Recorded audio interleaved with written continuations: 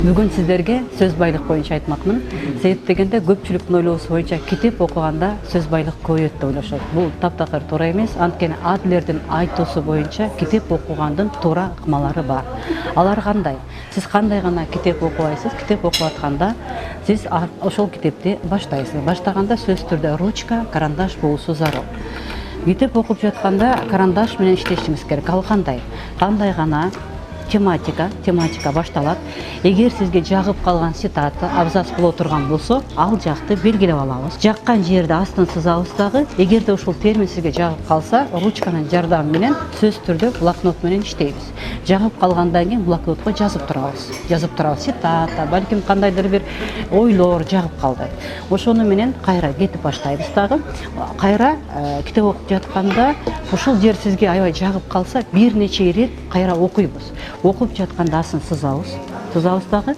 Анан сизге терминдер жагып кала турган болсо, өзүнчө глоссарий түзөбүз. Глоссарий демек ал кайсы терминдер сизге жакты. Жазабыз, шаардын аты болушу мүмкүн, сизге тааныш эмес жаңы термин жазабыз да глоссарий түзөбүз. Ошонун ичинде сиздин сөз байлыгыңыз көбөйүп баштайт. Кошумча маалымат катары дагы сиз кандайдыр бир фильм көрүп жатканда, мейли ал классикалык фильм болобу, же болбосо документалдуу фильм болобу, көрүп жатканда, эгерде сизге жагып калган бир нече фраза, цитаталар болсо, аны эстеп калабыз дагы, жазып коебуз. Көпчүлүгү эске тутуму эстеп калыша албайт, жазып коебуз дагы, анан ошол цитатаны колдонобуз. Сөз байлык көбөйүш үчүн дагы ар кандай китеп окуганда, Адлердин айтуусу боюнча, ар кандай жанрдагы китептерди окуйбуз.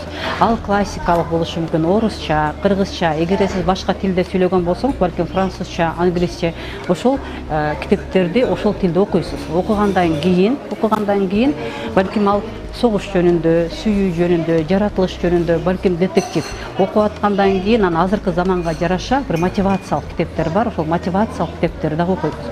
Бир айда 13 китеп окушуңуз керек.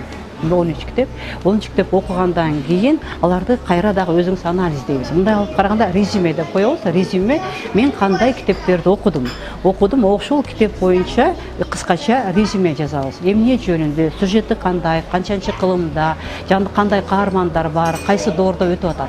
Китеп окуунун пайдасы эң биринчи бул сөз байлыгыңызды көбөйтөт, интеллектиңизди жогорулатат, эс тутумуңузду жакшыртат, эс алдырат, жана ошону менен катар сүйлөп жатканда логикалык иреттүүлүккө жардам берет. Жогоруда айтылган сунуштардын баардыгын сиздердин жашооңуздарда, турмушуңуздарда пайдалуу болду деп эсептейм. Урматтуу телекөрүүчүлөр, сиздер менен кийинки теле көрсөтүүдө жолугушканга чейин сак саламатта болуңуздар.